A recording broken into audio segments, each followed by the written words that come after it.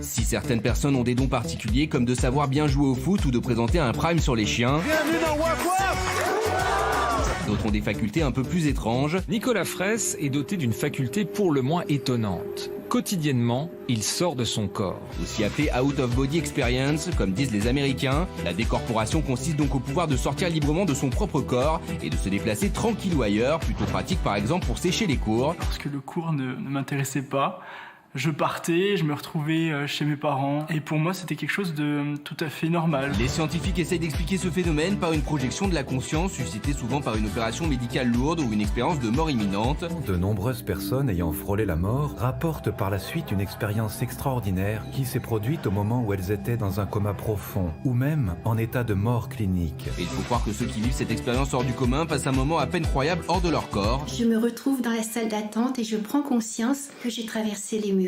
Je vois ma famille, et qui pleure, qui hurle, qui prie. Certes, ce phénomène paraît incroyable, voire presque flippant, mais il serait toutefois adressé à un cercle très fermé de personnes. On pense qu'il y a une dizaine de pourcents de personnes qui peuvent vivre ce phénomène au moins 1 ou 2 fois dans leur vie. Ce soir, sur le plateau de Plein les petits yeux, nous recevons Sonia Barcala, spécialiste de la décorporation, et Frédéric Médina, qui a vécu une expérience de mort imminente pour en savoir plus sur le sujet. Bonsoir Frédéric. Bonsoir. Et bonsoir Sonia. Alors, expérience de mort imminente. Rapidement, qu'est-ce que c'est, Sonia? Ce sont des personnes qui ont frôlé la mort suite à un coma, un accident, un arrêt cardiaque et qui ont rapporté par la suite un récit un peu qui sort de l'ordinaire. En fait, ils sortent de leur corps. Qui sortent de leur corps. D'abord, une décorporation avec sentiment de bien-être. Ils sont attirés par un tunnel avec au bout une lumière irradiante d'amour. Ouais. Et ils rencontrent parfois des proches décédés qui leur disent que c'est pas l'horreur et qu'il faut qu'ils retournent. Ah, donc ils rencontrent des fantômes du château qu'on a vu tout à l'heure. Alors, vous, Frédéric, vous avez vécu donc, cette expérience. Oui. Vous avez eu quoi? Un accident? C'est une péricardite, en fait, suite à une opération chirurgicale. Donc, opération, on vous a endormi. Donc, oui. Vous êtes sur le lit de... On a essayé, oui. On a essayé, donc vous êtes sur le lit de... Enfin, sur le bio, oui. Quoi. Sur la table d'opération. Et en fait, j'étais placé assis parce que j'avais du mal à respirer, suite à ce problème médical. Et quand je me suis allongé, tout le monde s'affairait autour de moi. J'ai dit, si je m'allonge, je meurs. Et donc, du coup, ça a calmé un petit peu tout le monde dans la salle d'opération.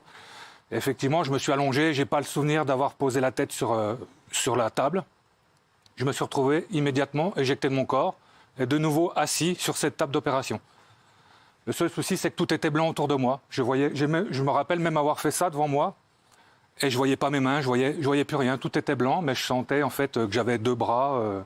et que j'étais assis encore sur cette table d'opération dans l'hôpital. Voilà. Donc vous étiez sorti de votre corps? Oui, je me suis vraiment redressé en fait. J'étais en train de m'allonger, si vous voulez, pour me faire opérer.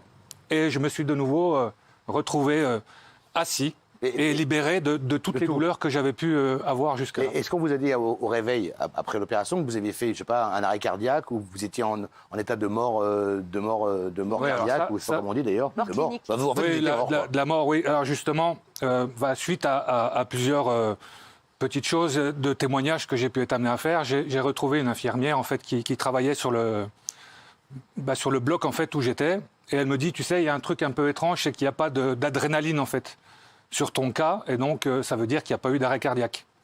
Donc ça m'a posé un souci. Vous êtes revenu de votre plein gré? Alors ça, c'est encore différent. On a toujours l'impression aussi qu'on revient de son plein gré. En fait, c'est pas un choix, ni le départ, ni le retour. Alors oui, et Sonia, il n'y a pas des gens qui peuvent se dire, tiens, là je m'ennuie, là par exemple, là je m'ennuie, hop, je me déplace ailleurs. Ça n'existe pas. Si, on peut ça. Ah, on peut ça? Mais oui, mais on l'a vu. Mais on a vu, non. C'est vrai, ça, vraiment? Oui. C'est-à-dire, alors, comment ça se passe? Expliquez-moi. Parce que des fois, je me fais un peu chier dans des endroits, j'aimerais bien... Des gens qui sortent de leur corps, en fait, voilà, oui, ça, c'est possible. Il y a, C'est le corps astral, ça? Oui, c'est l'énergie, en fait. On est capable, en fait, d'aller se promener. Décorporation, c'est ça? Décorporation, oui. Donc, expliquez-nous, c'est à quoi? On est là, physiquement, et je suis capable de retourner, justement, chercher mon portable là-haut, parce que je l'ai oublié. Alors, je ne vais pas pouvoir le ramener, parce que c'est que l'énergie, en fait, qui se déplace. Ouais. Mais je suis capable d'aller, moi personnellement non, mais je pense Sonia, tu connais. Non, oui, vous le faites ou que Non, moi c'est m'arrivé spontanément. Après j'ai fait un peu d'entraînement et j'ai joué les cobayes pour des instituts de recherche. Mais attendez, comment est-ce qu'on fait le cobaye pour sortir de soi-même? Un cobaye, c'est-à-dire qu'on s'entraîne et puis on se concentre et puis on nous demande d'aller voir ce qui se passe dans une autre pièce. On fait vous avez fait un doc qui s'appelle Faux départ sur ça, justement, sur l'explication du phénomène, en fait. Oui, alors ça parle des OBE Et puis ça parle, les OBE, c'est des out of body experience, c'est-à-dire c'est la décorporation. Out of body. Voilà. En dehors du corps. En dehors du corps, et puis... Ça fait EDC en français. Oui, cherchez pas, c'est ça. D'accord. Oui, d'accord. Mais c'est étonnant. Alors, ce qui est hallucinant, c'est qu'en fait, toutes les personnes qui ont vécu cette expérience de décorporation, ils racontent tous la même chose. Cette forme blanche. Comment est-ce qu'on explique la forme blanche? J'ai vu la lumière, j'ai vu le tunnel, tout ça. C'est-à-dire la décrire. Ah, comment? Comment l'expliquer? Ça reste encore difficile aujourd'hui. Ah, c'est de l'expliquer. Moi, personnellement, je ne sais pas l'expliquer, mais je ne sais pas vous dire autre chose. Ouais. Jusqu'à même vous dire que je suis passé à travers un mur, j'ai vu ce qu'il y avait de l'autre côté. Alors, je vous laisse imaginer seulement ramener un souvenir comme ça, mais pour moi, je peux pas vous dire autre chose. Vous me diriez, si vous continuez à nous dire ça, on va vous enfermer. Je crois que je serais prêt à être enfermé. Je continuerai quand même à... Mais il y a des explications. Il y a des explications. Non, il n'y a pas d'explications. Il y a des hypothèses. Alors, il y a les plus sceptiques ou les plus réfractaires, plutôt. Comme Jean-Michel, par exemple. Les plus réfractaires vont dire que c'est les médicaments, c'est l'anoxie du cerveau, le manque d'oxygène. Les gens sont désilluminés. L'anesthésie aussi. L'anesthésie, oui. les médicaments, tout ce qu'il y a. Et puis, il y a d'autres chercheurs qui pensent plutôt que c'est l'hypothèse que la conscience est non locale, qu'elle fonctionnerait indépendamment du cerveau. C'est-à-dire qu'en fait, c'est quoi? C'est l'âme, quoi. L'esprit, en quelque sorte. Voilà, on parle plutôt de conscience. Hein. D'accord. Et alors, vous, Frédéric, il paraît que quand vous êtes fait opérer, votre femme était chez elle, et que au moment où vous êtes sorti de votre corps, tout a sauté à la maison. Oui.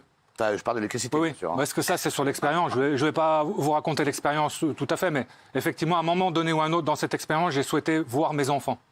Ah oui. Et donc, immédiatement, je me suis retrouvé à la maison voir mes enfants. Et ce qui peut être assez rigolo aussi, c'est que quand je suis arrivé devant la maison, j'ai bien vu devant la maison, tout ce qu'il y avait dehors, je voyais que les molécules. C'est-à-dire que j'explique dans mon témoignage, j'avais des petits pieds de tomates, en fait, qui ne devaient pas être plus hauts que ça. Je ne les voyais pas comme je peux les voir aujourd'hui. Je voyais toutes les molécules, j'avais la compréhension de ces pieds de tomates. J'ai même passé la main à l'intérieur et j'étais ces pieds de tomates. Vous rentrez dans la matière. C'est ça. Comme Lucie le film, quoi. C'est-à-dire qu'on... C'est un peu ça. Vraiment. Alors elle a pris beaucoup de drogue dans le Ce film-là, il est complètement juste par rapport à ma compréhension de cette expérience-là. Ah oui, et quand je suis rentré à la maison, à l'intérieur, tout s'est rematérialisé, en fait, comme là, je pourrais vous voir là aujourd'hui.